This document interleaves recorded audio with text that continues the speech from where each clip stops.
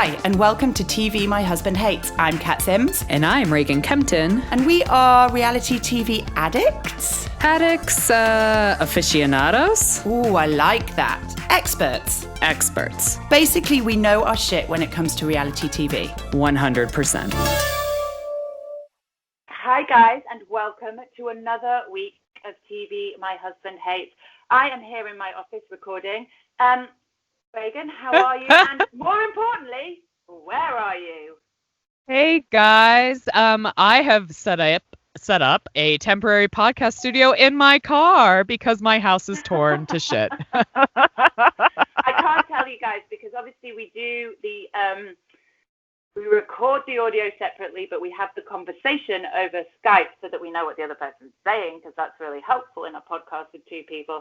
And I am looking at Reagan in like her car, leaning on her door, while I can only imagine that her laptop is on your passenger seat. It is. It's on a basket in my passenger seat. My mixer is on my front dash, and I'm holding the microphone being lit by my iPad. Now listen, if that is not dedication to the cause, then I don't fucking know what is. Because let me tell you, I've had a hell of a week. You've had a hell of a week, and we are still here. It's almost like this is our little tiny piece of sanctuary. It 100% is. It's like my weekly therapy session where I can talk about bullshit shows, which are awesome, and I get to talk to you, which is fantastic. And yeah, those of you who want to see what we look like, you can always head over to YouTube because we also record the video of these chats. So head on over there. You can see what we both look like, me in my car and Kat in her beautiful office. To be fair, I mean, listen, I actually do look pretty fit today. You do. I look correct. It's because I've been filming for my School of Moxie course, which launches on Monday. Nothing like a fucking deadline. No, everybody should go check it out. So I have been a full face of makeup today, so that's why I look all right. Because normally I'm like mum bun and fucking yesterday's mascara. But I just cannot tell you how impressed I am that you have set up your studio in your car. You're like hobo podcast right now. I'm a hobo podcaster right now. But apparently, Jimmy says the sound I just be made better. This joke. Oh. Fuck. Oh fuck. I mean, listen. Yeah. Oh well. Let's move on. It's done now. Yeah. No, I'm a rogue. You know. Let's correct it. I'm a rogue podcaster. Podcasting from my car in the garage. Hopefully, I don't pass out. Good thing it's not hot. Good thing. Yeah. Let's make sure that we leave a battery. Let's make sure we leave a window open and some water for you, just in case. Anyway, listen. It's been a week. Let's get on to the shows though, because we've got three shows Keeping Up with Kardashians sliding into the lineup this week. It's back, baby. It's back. And this is the penultimate season of Keeping Up with the Kardashians. They will be stopping after the next season. So I have to say, you know, I am going to miss them. I have always loved the Kardashians as a show, for sure. I'm going to miss that they're not going to be around by 2022, who knows? Maybe there'll be something else that I can get on board with. But I do think it's time to recognize the end of an era. They kind of invented reality. I mean, Paris Hilton invented it, but they really fucking ran with it. Well, it's interesting because, like, I feel reality TV really started more with, like, the Real World series on HBO, which kind of before, or not HBO, on MTV. But I think you're right. I think then Paris Hilton and Nicki kind of made it something different. And then the Kardashians came very quickly after that. And they made it something totally different. And I mean, you know, they've also made social media something very different. I mean, they've touched on they've revolutionized some very interesting things and the way to make money and the way to make jobs through a lot of different mediums that had never been done before. Well, they blazed the trail, and like it or not, and I don't say that as in fuck you if you don't like it. I mean, genuinely like it or not, they made this happen. They really were the forefathers, if you like, of influencing and reality TV. In fact, funnily enough, I just watched which I messaged you about last night. I just watched the Paris Hilton documentary that's on YouTube. They've released it on YouTube. Like, we are definitely 100% doing a minisode on that, and it may be that it's only for Patreon because it's so good. It's so good. I can't wait. I can't wait either. I'll watch it. Listen, before we get into the shows, though, I am going to say, please, if you can, take some time to review and rate the podcast. It really makes all the difference, and it's literally the only thing that makes the difference. Yeah. So if you're listening and you like us, then please rate and review us. It really does. It really, really helps, and we're really appreciative. And every time we get one, we do a little happy dance as well. We do, and we love reading them to each other as well. So, I don't know. It's nice to hear what you guys think, so pop that in there. We want to hear from you. Yes, we do. Now, listen, let's do our first show, shall we? Okay, we shall. We shall. Real Housewives of Potomac, and this, it's the show that keeps on giving as far as I'm concerned. Yeah. I mean, from the very, very first episode, we're now on episode 7. It hasn't faltered in the least. It hasn't felt drawn out in the least. Very interesting stuff coming up at this show. So we pick up on this episode where we left off with the other, which was Candace being given this bombshell of a text from a credible source that said Michael was in a strip club asking for a hotel to take a girl back to, blah, blah, blah, blah, blah, standard Michael. And Candace didn't really know what to do with it, so she goes to Giselle, and we pick up in this kind of the middle of this dinner, and I have to say, there was part of me last episode that really felt like Candace was going to think it was a good idea to bring this up at the table. I was so worried about that. For Giselle. Yes. Giselle, because I feel like, did Giselle speak up and be like, why don't the three of us have a conversation? Which is 100% the correct way to handle this, regardless of what Monique thinks.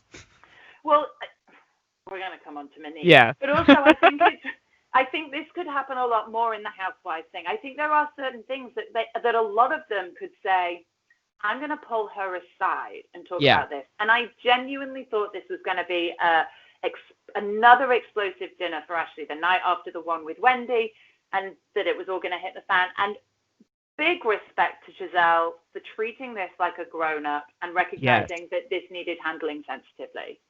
And I felt everybody came to that conversation leading with love, care, and honesty. Yeah, because they had to tell her. Because exactly. You're between a rock and a hard. We have to remember we can't necessarily relate this to our own lives because we're not being followed around by cameras. So I might get a text about a friend of mine and her husband and whatever, and I may just decide because of who it came. What are you doing here? Sorry, I just got completely kid bombed. No, not now. I love you, but go downstairs.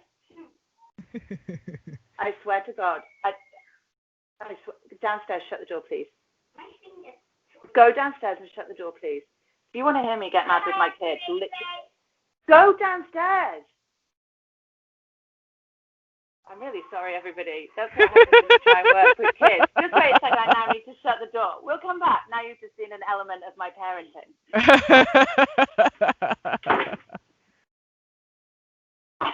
Where was I?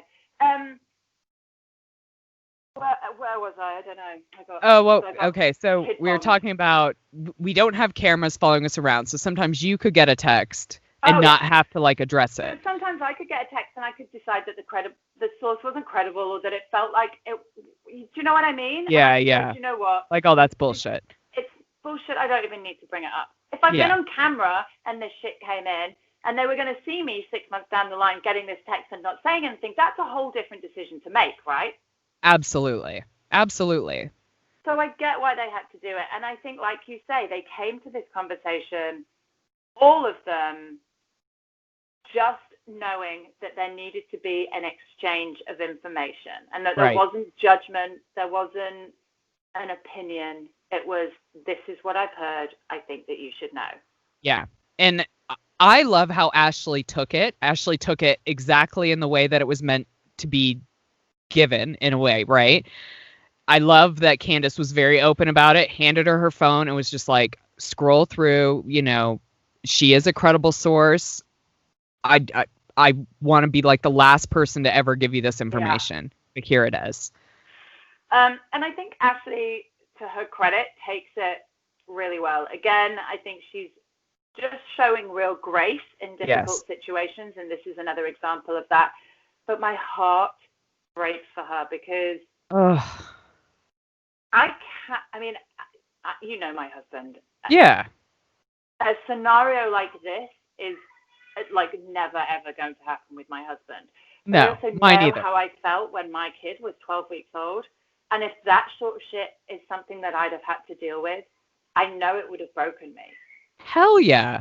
That's such a vulnerable place to be. And like the one person who really has like seen you through all of the shit you've just gone through, having a baby and dealing with postpartum depression and all the bad feelings and, you know, the hard time that those first months are, should not be the one causing shit for you. And also, though, it really impedes your decision-making process as well, because imagine she didn't have a 3-month-old, right, and she'd be like, you know what, I'm fucking off. done. Yeah. It's a lot more difficult to be able to make that decision, even though that's still probably the right decision. Making that jump when you have a 12-week-old baby is awful, and she's just trapped in this impossible situation. And it breaks my heart because, like I say, she's shown nothing but grace, and I just feel so bad for her. Yeah, she's like the last person that, I mean, nobody should ever have to have this happen to them.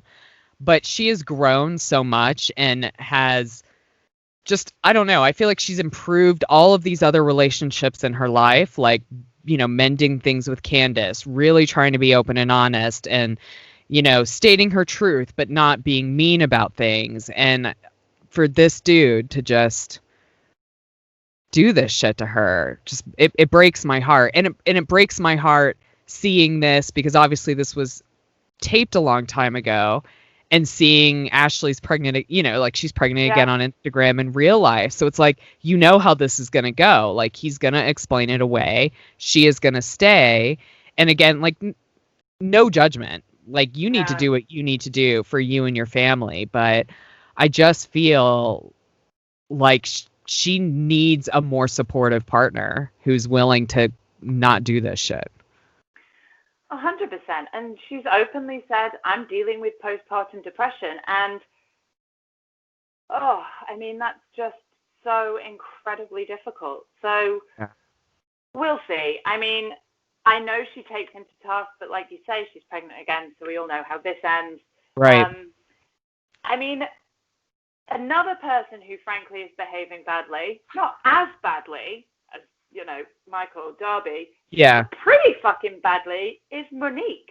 Oh my God. If I had to hear her fucking whine about the stupid special fire pit time one more time, I was going to lose my shit. I mean, listen, I'm going to say this. Her behavior is shocking. She is off the reservation. Oh, I'm not allowed to say that. She's losing it. Her behavior is shocking. She is really struggling, I think. Somehow you can tell that there's real control issues at play, and that's always a symptom of some kind of anxiety that's going on. But that being said, the way she is with everybody is really uncomfortable. Yeah, does not look like a fun time.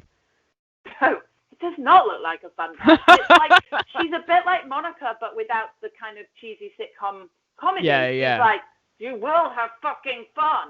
And it's like, literally just having conversation, and then we're going to come out like it's fine. Well, because I think part of being a host is also letting people do their thing too. Absolutely. And she's so paranoid about Candace talking shit about her. Like, it wasn't about you, lady. It's not about you. No, but it makes me feel like there might be some truth to the rumors. And that, like, she is ultra defensive, super spiky about it. And I get that, like, she just feels guilt. She feels a bit guilty about it. And I don't care. Like, I don't care. If she's had a fling and they've worked it out and moved past it, that's their business, right? All power to them. There is no judgment here. but the way that she's behaving makes me feel like there is more to it than right. she's letting on. And I think maybe the burden of carrying that seems to be at play here. Plus, I think she's still got a 9-month-old, and that it's not easy. And she's got 2 other kids and a fucking bird. Oh my gosh, that bird. That bird is like a symbol of everything that can go wrong when you have a baby. Like when you have a new baby and you're trying to get like your routines back in place. I don't care if it's your first baby, your second baby, your third baby, your 15th baby. It's always a fucking struggle to add somebody new to the mix with all new routines. And then you have a fucking bird. Like she's got 4 children essentially. Well, and I almost think this is like a symptom of the crazy that's going on. I feel it's like the bird is almost the one person that she can totally trust and rely on. Like, I think and talk to. It's like her comfort blanket right now, right? And yeah.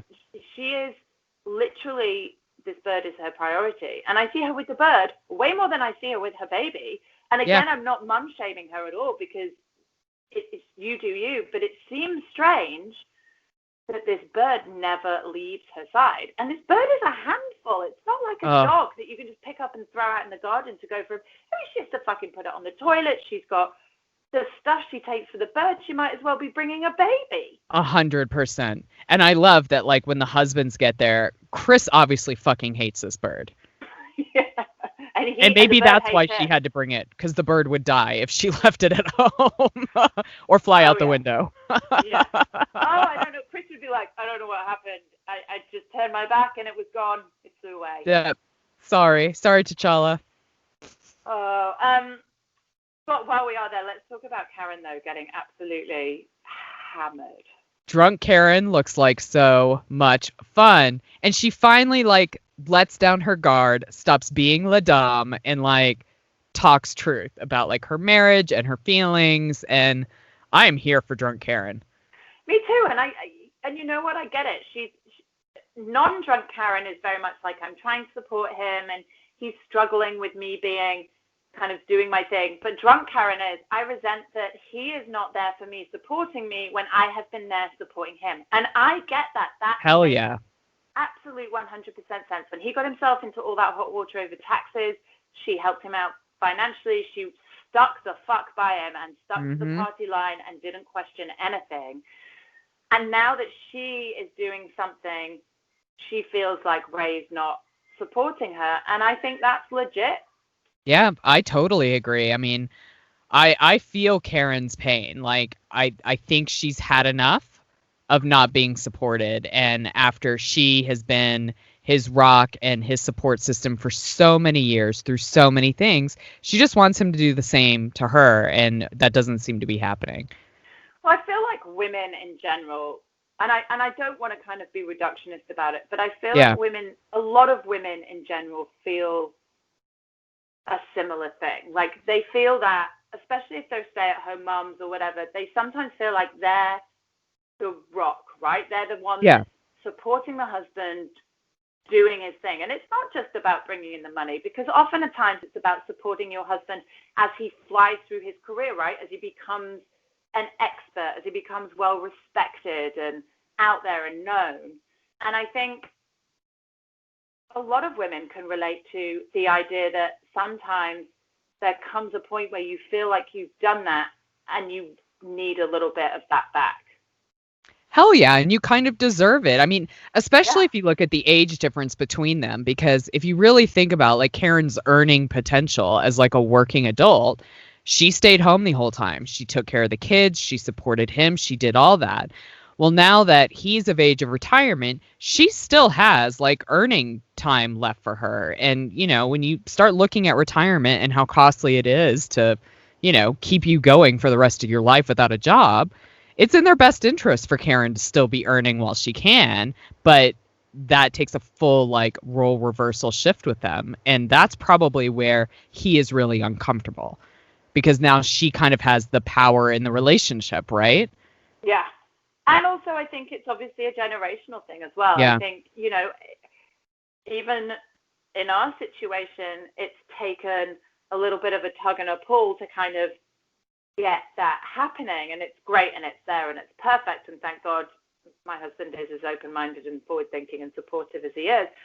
But if my husband was in his 70s, that, you know, I don't know if it's as possible as Karen hopes it is, but it was fun to see her drunk, and not just like a little bit drunk. No, she was absolutely wasted. fucking blackout. She was wasted. Not that she wanted to admit it in the morning. I hate people like that. So the thing that I really hate is when people get absolutely wasted and then the next morning they deny it ever happened. You know, when people are like, you know, when you come downstairs and people are like, oh, how do you feel today? They're fine. I feel fine. As if like they didn't just drink a whole bottle of Fireball the night before. I know.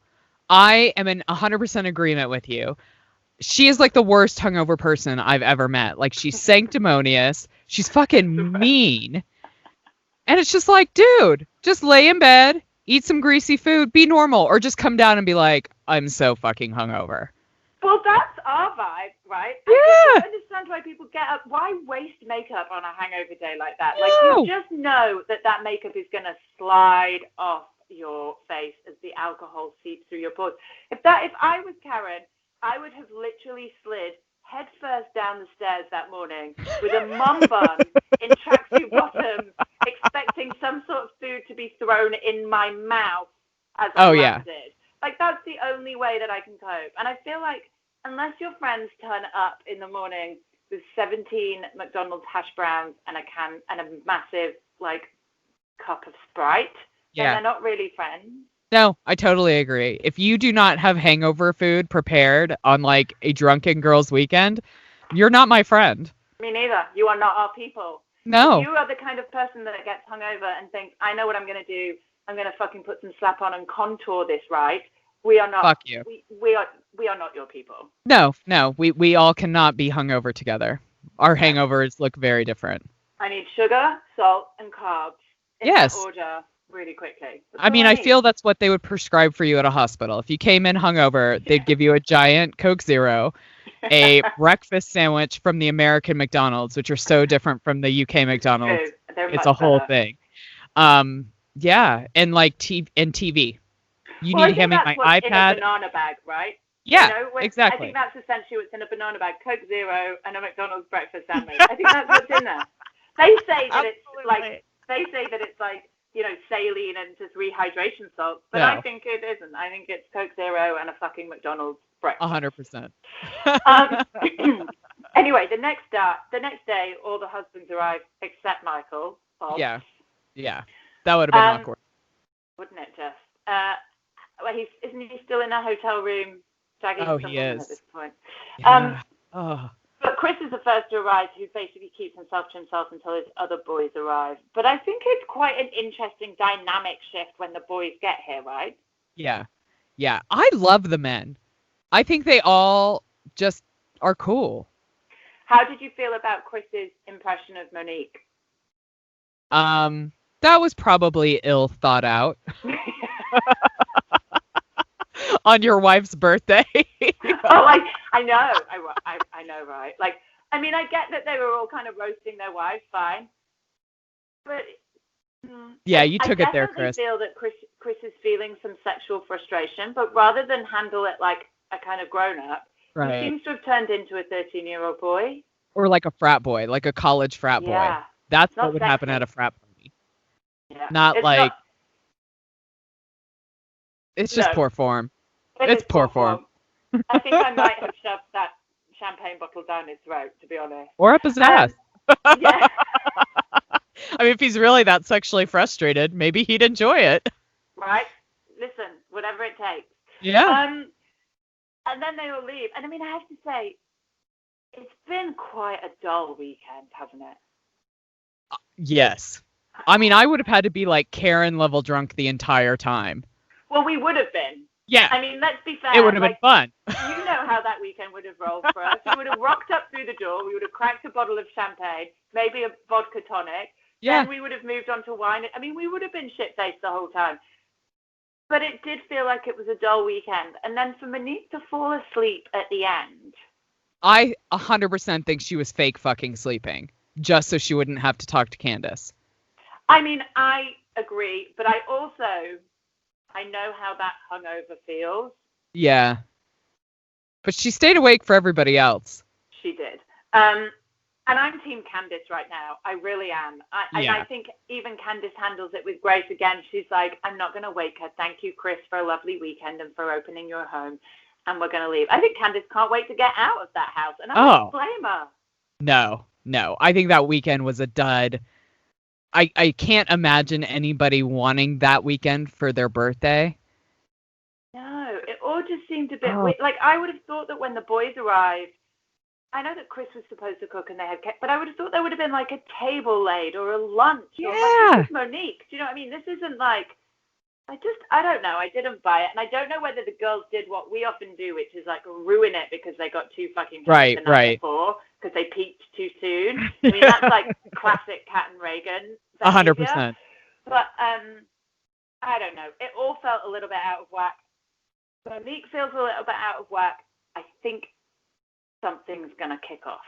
Yeah, 100%. And I think we've seen previews that it will, and I think it's happening in the next couple of episodes. So, well, there's definitely something coming because at the end of this episode, just before we leave and move on to Below Deck, as if the text from the woman in the strip club wasn't enough, then up pops all these pictures of Michael in his Grundies in a hotel room.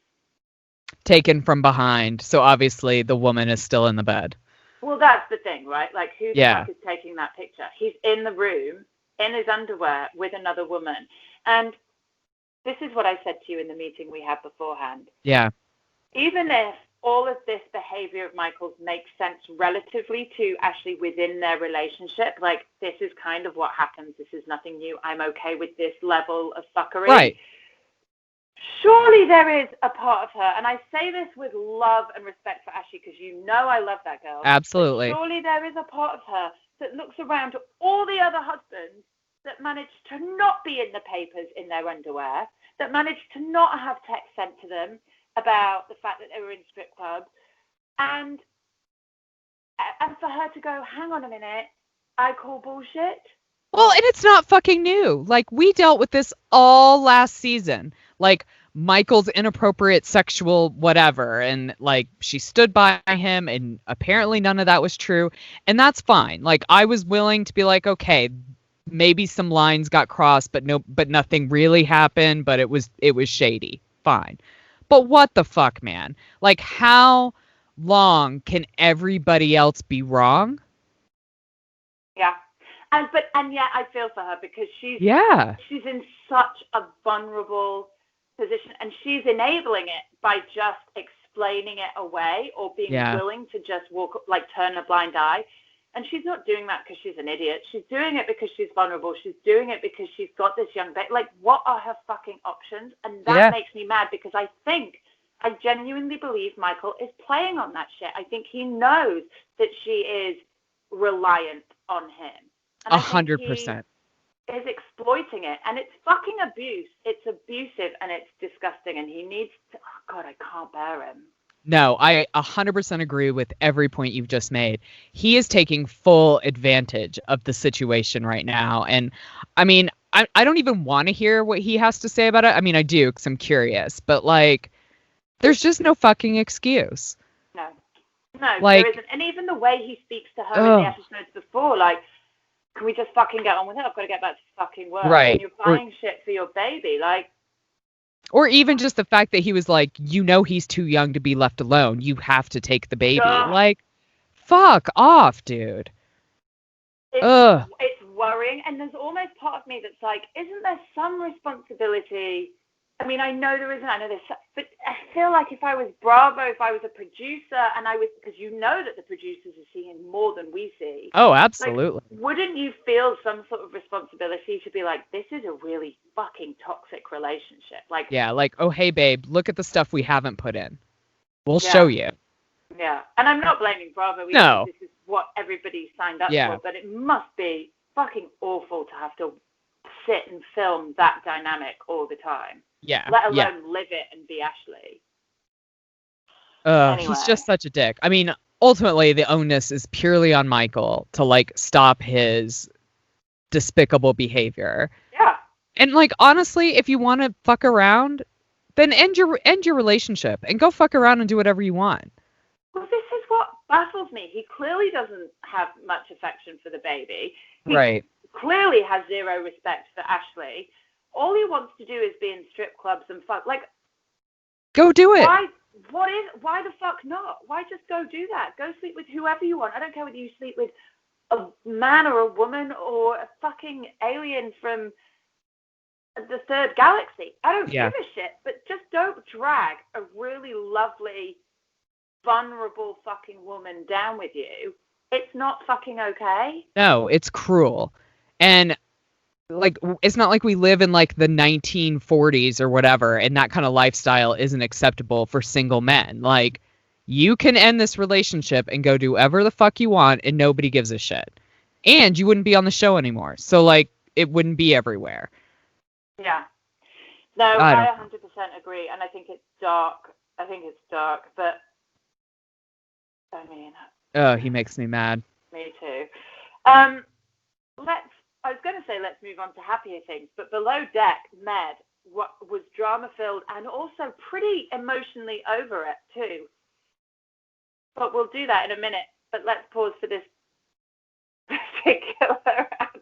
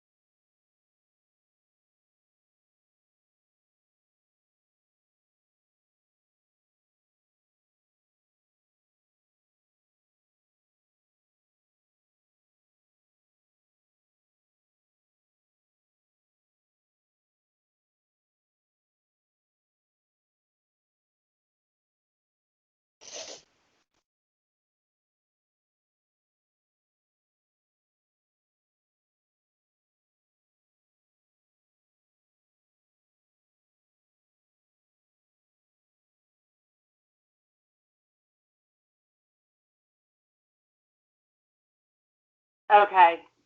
I mean, I can only hope that Jimmy did some wonders with that editing, because Lord knows that's that segue up. Listen, I'm going to be honest, guys. I don't know what Jimmy's managed to do with this editing, but if you are listening to a show that seems even halfway seamless, then he is a fucking magician, because we are... I mean, my phone has run out of battery. We've had to go and answer the door for a high chair. I forgot to do the advert segment. I mean, it's a shit show. But listen, if you're still here, then great. Yay! I am sure that Jimmy has worked his magic, but just Absolutely. I think it's worth a shout out because he does really work hard. Dude, he kills it. Fuck or return. Yeah. So bless him. Anyway, hopefully he's managed to fit a Patreon ad in there. Go do that. That'd be great. Thanks very much. And now good stuff we on can there. move on to Below Deck Med. Below Deck Med. Which I think I was in the middle of saying was moving on to happier things, but actually it's quite intense over on the Mediterranean, isn't it? Oh, man. It's almost like coronavirus hit early on this boat. Everything that could fucking go wrong has gone wrong this season. It's been a lot. And I mean, I think we should start, let's just get this out. I think we should start with Rob and Jess, Yeah. Because I feel like while I have the energy to deal with it all, let's do it. But it's not going well, is it? No. And I mean, I hate to say this about another woman, but I feel like Jess is being ridiculous. Like, the game playing with Rob is really starting to bother me. Like, I'm mad. You need to leave. Oh, I'm sad. Why did you leave? And it's just like, well, what the fuck do you want him to do?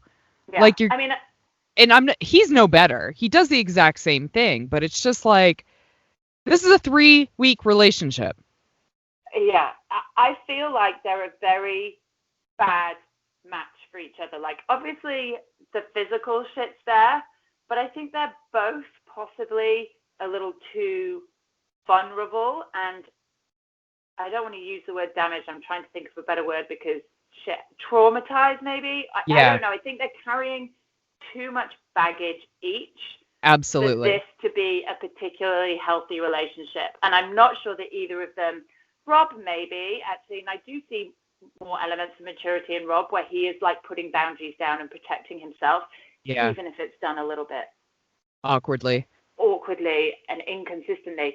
But Jess is like this vibrating mess of fucking conflicting feelings. And I can relate to it. There are times in my life when I've been there, but it's not healthy, and she is self-sabotaging this relationship. 100%. I feel like their traumas push each other's trauma buttons. Yeah. And that's exactly where what it is. It's exploding. Like, they both kind of have very similar traumas, but in different sides of it. And I think they both want this to work so bad that it's also triggering a lot of the crazy. And let's not forget, they're literally living in a 2-foot by 2-foot space. I mean, I can't even imagine. No, and let's give a shout out to the rest of the crew that after a night out, they all had to be part of that fight. During the night out, after the night out. I mean, it's just everywhere they go. And it's sucking the life out of the boat. It is. And I think Aisha's been this breath of fresh air, but she's almost like, the superhero that's kind of holding out the force of good, but the force of power of bad is like pushing her right back. Do you know what I mean? 100%. And there's just not much else that she can do. And I feel for her because she's obviously really homesick and she just doesn't need any of this fucking drama.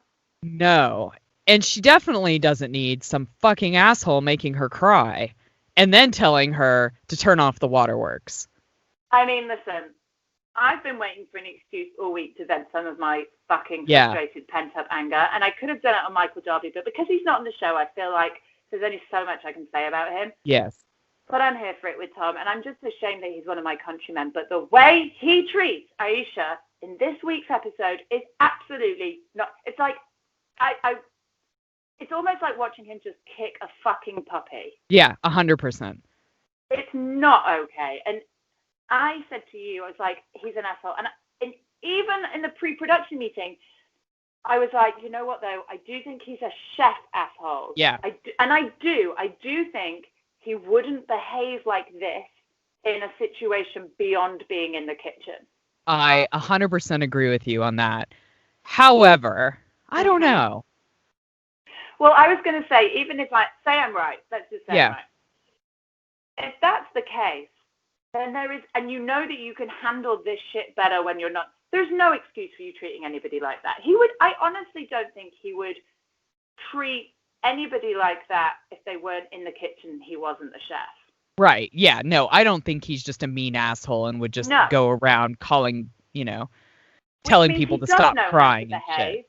And just because he's in a position of power, and I think this is what it is, and I don't just realize, but I think that there's this position of power that he has when he's in the kitchen as the chef, like, this is my fucking domain, and I'm going to fucking run this shit like I will, and I can talk to anybody how I like. And I think that's how all chefs are, and it doesn't surprise me he's like that too. No, it doesn't surprise me either, but it fucking enraged me when I watched that. Like, well, and also because it was really demeaning on a misogynistic level as well. 100%. When he said, "Oh, don't start with the waterworks." I mean, I posted that picture on Instagram stories. I think this is what men don't get, that it's not, misogyny isn't that you're a flat-out wanker and you beat your wife and you don't let her out of the house and she can't work and she does what she's told. I mean, that is obviously misogyny. Right. But it's also, just to be clear. Yeah.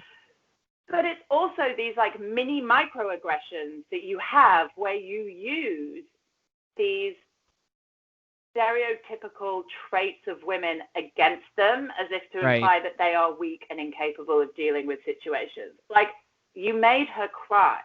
That's not her weakness, you cunt. It's your weakness. Right. And just because you feel like a dick, now you're going to behave like that. It's just, I was infuriated. Well, and it's not even like Aisha had anything to do with any of it. She didn't go wake him up. She wasn't the one asking for cucumbers. She just happened to walk into it. Nobody had asked her to make the cucumbers.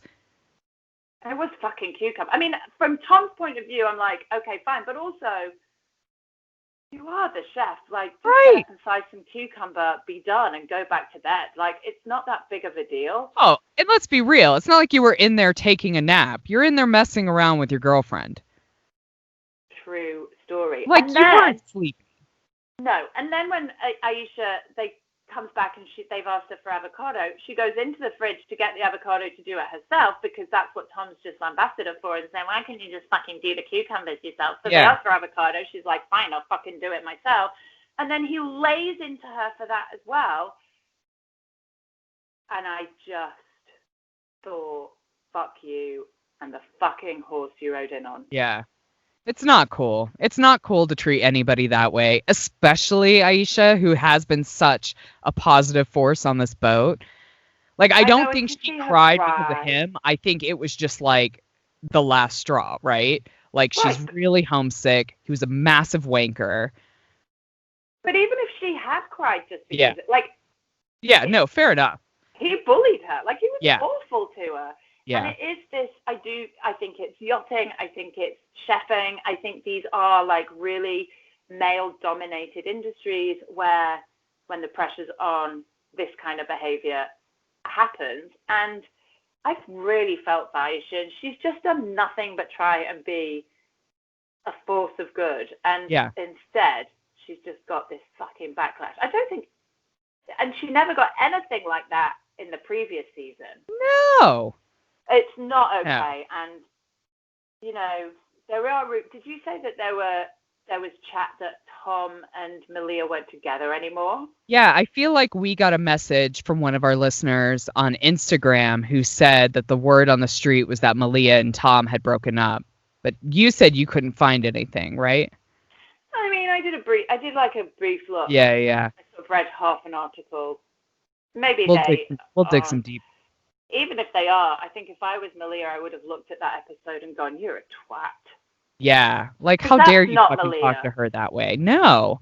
Like, she didn't even talk to Pete that way, who pretty much deserved to be spoken to that way. Yeah, she wouldn't. I don't think she'd find that sexy at all. So, no. I hope they're not together anymore. But, but yeah, I mean, it is what it is. But I feel for Aisha. And how much do we have left? Maybe one charter? I think maybe one or two. Yeah, I think one charter. So probably 2 episodes left. Okay. Well, I just really hope that Tom pulls himself together. I hope he apologizes to her, but we'll see. Yeah. Anyway, shall we move on to our Keeping Up with the Kardashians? Keeping Up with the Kardashians, which I think is going to be a fascinating season because obviously it starts taping pre-COVID. So we're going to see the COVID switch within the show. And I think that's going to be interesting. I agree. And it's going to be it's the first show where we've seen that, right? So this will be the first time we've seen COVID invade reality TV beyond having to do reunions. And confessional. The confessionals have been virtual for the Real Housewives of New York and Beverly Hills to a point too. But no, we haven't seen it actually impact the trips and things like that. So this is kind of the first one. So thank God Keeping Up with the Kardashians is sticking with its usual format of giving us 3 very clear storylines every week. Absolutely. So let's start off with Khloe and Malika. And Malika's pregnant. And no longer with her boyfriend. And I kind of really felt for Malika in this episode. Oh my gosh. I can't even imagine. And I mean, she's also dealing with buying her first house all by herself. So I mean, like the financial pressures when your hormones are going insane and you don't have, your partner there to help you. It just made my heart break for her.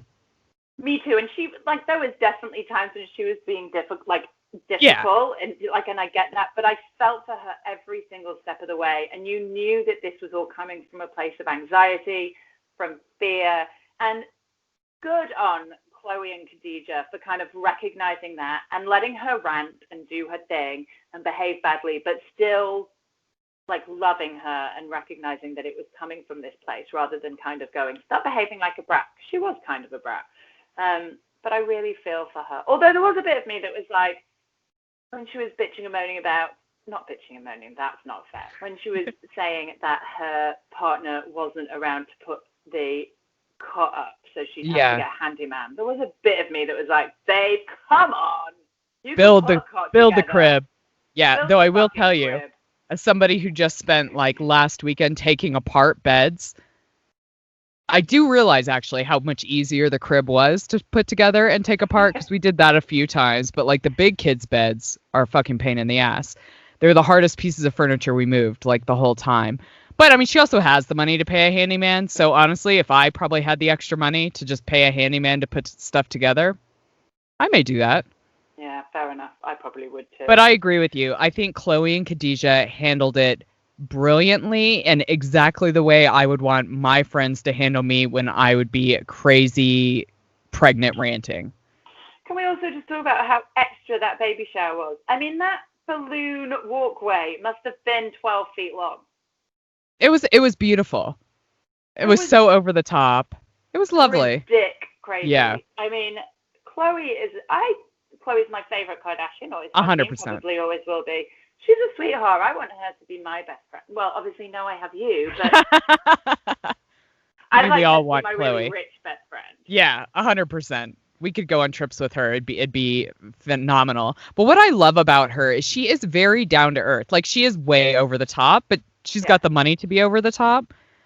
But she is so caring and loving towards everybody, and being there for Malika when OT Genesis is not, and shopping for baby clothes and telling her what she's going to need. And even if she doesn't think she's going to need something, no, this is something I really needed when I was pregnant. Like, those are who you need around you when you're pregnant. You don't need people starting shit and being flaky. No, and you also don't need yes people. And they weren't yes people. They didn't sort of go, oh yeah, okay, fine. Like, they told her, but they also did it gently, and they also just let her vent. Even if they're like rolling their eyes, that's what you need. You need somebody who's not going to just tell you what you want to hear. That's going to say, babe, you're kind of behaving like a little bit cuckoo right now. But I love you, and I'm going to do this for you. And I love that dynamic between them. And I think Chloe is right. You're right. I think she's super caring. And I love that she's open-minded. I love that she doesn't judge. And this was a great example of all of that shit. Well, and still reached out and invited OT and his mom, and like they were at the shower because it was all about Malika. And I think that's where you see kind of Chloe's growth throughout this entire like Tristan craziness that happened to her. I feel like you can really see her growth where she is able to kind of separate her personal feelings about him, about OT, to like her feelings about Malika, and being like, this is a special thing for her. He needs to be here. I don't know. I love that. I think it's amazing. Too. I do as well. And let's stick with Chloe a little bit, because her and Scott carried on the pranks that they started last season, which I have to say, that's some tenacity. It really is. I mean, that was handled brilliantly. I cannot believe. I mean, I think like in our meeting we were talking about this, and you're talking about Corey is like the key to that, right? Like, for Chris to really believe that those were pictures of her, Corey had to back it up, and he did it fabulously. And I love that she was like, holy shit, like those are real pictures of me. I'm just laughing because it's like she's in a dumpster. You kidding? So this brings up a question, because like, would she have actually ever done that before? I mean, like, she believed these pictures are real. So it's like, is there a grain of truth to these things happening? Has she peed behind like a dumpster thing on the outside of a gas station? I mean, maybe. I mean, listen, who no judgment. Had to take a we all wild have. fucking wee. We all have. Yeah. But yeah, I do. But what I do love is that going forward to the next episode, it looks like Chris is going to get in on it and start pranking Kim, which is just brilliant. And I love pranking. Right? I wish I was in a family that pranked. I was going to say, I love the prank culture that this family has going on, that like everybody gets into it and then it can be twisted around and like it's just this big fun thing. I think it's great. I think they all have great senses of humor. And Chloe looks exactly like her mom when she puts that wig on. I cannot get over it. Me neither. And it's funny because remember there was all that thing where she thought she was adopted because she didn't look like any of them. And she by far looks the most like Chris. It's ridiculous. Yeah. But yeah, and then we also have Courtney. God. I mean, we had to suffer through an entire season of Courtney not wanting to be on the show, not wanting to show anything, and who fucking pops up in episode 1 all about the poosh. Which, by the way, I'm going to go on a little rant here. Is Goop.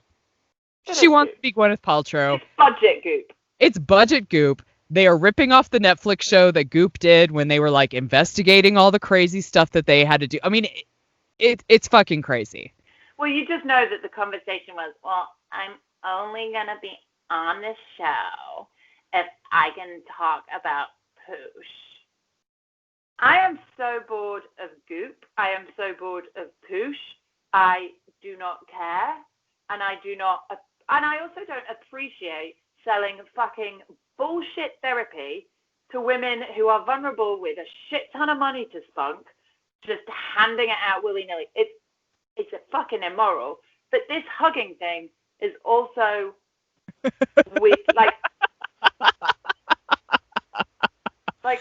I'm a hug. I love a hug. Don't get me wrong. I'm a hugger. I'm that person that's like, people go in to shake my hand. I'm like, no. I'm a hugger. Bring it in. But the fact that Courtney is surprised that she is kind of a bit cold is mind-blowing to me. I was going to say, I mean, we've been reading about this about you for literally decades. That has been in the press about you. Yeah. This is not a surprise. She's like, oh, maybe I don't like to hug. It's like, you think? Oh, gosh. She's so weird. And what's even funnier is she's then like, well, nobody in my family likes to hug. And I was like, no, I don't think they just, coming from you, it's weird. Yeah. Chloe can hug everybody. Nobody thinks it's strange. You're the weird one. Kim and Chloe can hug. Yeah. But everybody, but Courtney, you're the one that doesn't want to hug. You're the one with these weird, like, funny things. Right. Like, so it's weird for you to be initiating these like creepy long hugs with everybody. And that is weird. Like that is. Even North thought it was weird.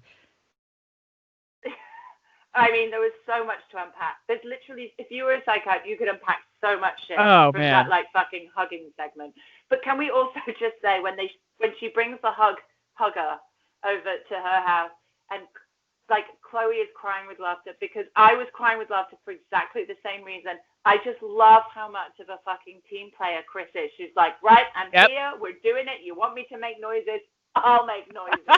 I mean, God love that woman. God loves her, even if she never did hug Courtney. No, she didn't. I'm not sure I would have hugged Courtney. I don't, like, what leads one to become a professional cuddler? Oh, it's weirder when you call it a cuddler. A cuddler, because that's what it is. I know, I think you're right, and I've been calling a professional hugger. Yeah. A professional cuddler. Cuddler, because it's not just hugging. Like sometimes it's spooning. It's just weird. But yeah, so I feel like Court has been like, fine, I'll do the show, but we're gonna do it this way. Talk about poosh. Which is like the worst name ever. Like I feel like the whole thought process about kind of quote unquote like selling spirituality is predatory. It totally is. It's fucking like any pyramids. I mean, it's fucking just bullshit. It's preying on people's illnesses, weaknesses, and vulnerabilities. And anybody paying a fucking stranger to come and give them a cuddle. And listen, I get it. When they were talking about people who have no one, loneliness and have nobody. And what did they call it? And I really was surprised because obviously it's nothing that I ever fucking suffer from. But I think it was the opposite of touch fatigue. When they were like, right. I can't remember what they called it, but they were like people who don't have any touch. I was like, not me. Like, no. By the time I put the kids to bed, even if the cat comes near me, I'm like, get the fuck off me. Yeah. So in that instance, I can get it. Although it still sounds a bit weird that you need to cuddle them. Like, can't you just go and have a cup of tea with them? They're a bit low. Do you know what I mean? That could be me being quite British. Yeah, it maybe is a little bit. I mean, I feel like there's nothing more quote unquote Californian than like a cuddle institute. I mean, I'm from Texas. I don't think that goes down that well there. But no, I don't think the Texans are really into that shit. No. And I have to say, I can't think of a lot that I would necessarily agree with in a general Texan thing, but I'm on board with them if me and Texas are against the professional cuddler. It almost sounds dirty. It does. It's not great. I think the Texan version of cuddling is drinking beer in the driveway.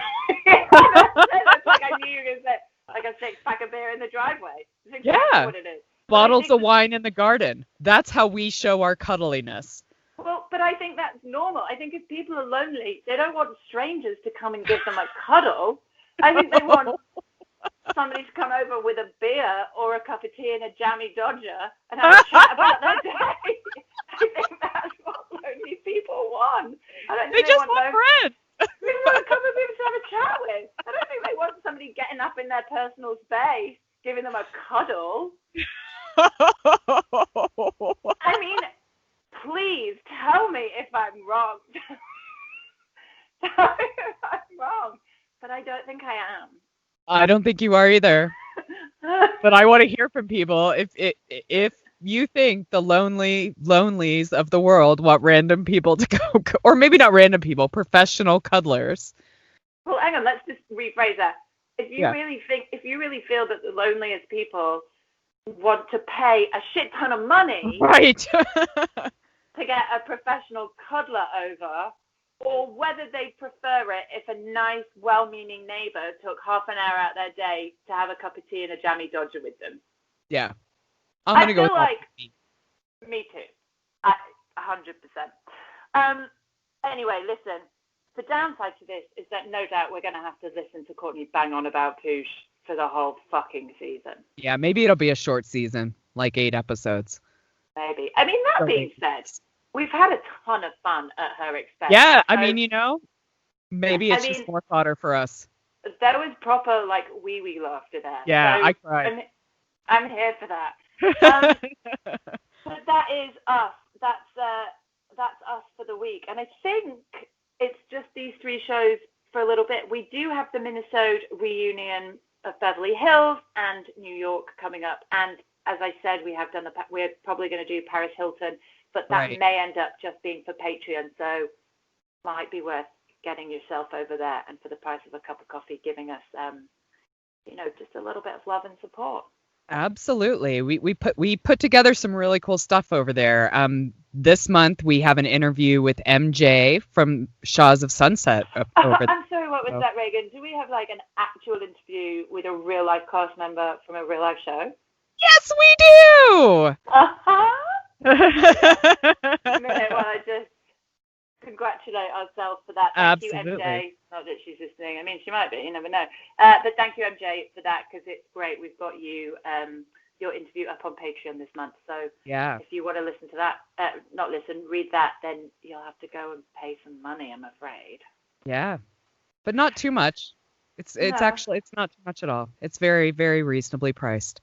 But we have the Real Housewives of the OC starting back up here in a few weeks. The Real Housewives of Salt Lake City will be coming out in December November. We've got a few months, but that is on the horizon. So we haven't got a few months. That's like literally 8 weeks away. Oh God. The Christmas countdown has begun. You know, they already have Christmas trees up in Costco. They have Halloween costumes and Christmas trees. I can't think about Christmas. I mean, to be honest, we don't even. I mean, Christmas might literally be cancelled. It might literally be cancelled. Yeah. We were talking earlier. I was saying that in the UK, we're sort of everybody's on the bandwagon about how we're going into a second wave, and I sort of said to Reagan that we were going into our second wave, but America was still committed to riding its first. Still riding that first wave, baby. Oh man. We don't let up. It's such a clusterfuck, isn't it? Oh man. Listen, whatever happens. Yep, we'll be here. Every in week, cars. bringing you the best and brightest in your car. You're going to be in your car for the next 4 months. I will be in my car until next year doing the podcast. Just to clarify, she's not living in her car, but she is podcasting in her car because the size of her house has suddenly gone from like 67,000 square feet to about 6 square feet. Yeah, we're all living in the basement now, and we record this during the weekend, so if we won't get kid bombed if I'm in the car, and apparently it provides good acoustics, so we'll see. Yeah, Jimmy's very happy about this. The only downside is that if he starts telling me that I have to start recording in the fucking car, it's not happening. No. But listen, everybody have a great week. I hope that you are staying safe and that you are watching lots of reality TV, and we will see you next week. But in the meantime, remember, smart people watch reality TV too. Bye-bye. Bye. I mean, God knows what Jimmy's going to do with that. It's also not like he's got 17 audio files of mine to edit as well. Oh, man.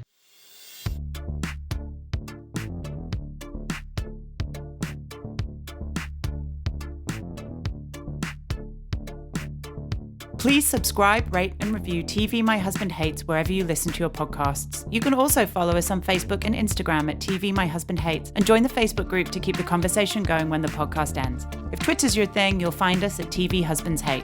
Theme music and production for TV My Husband Hates by Jimmy Sims.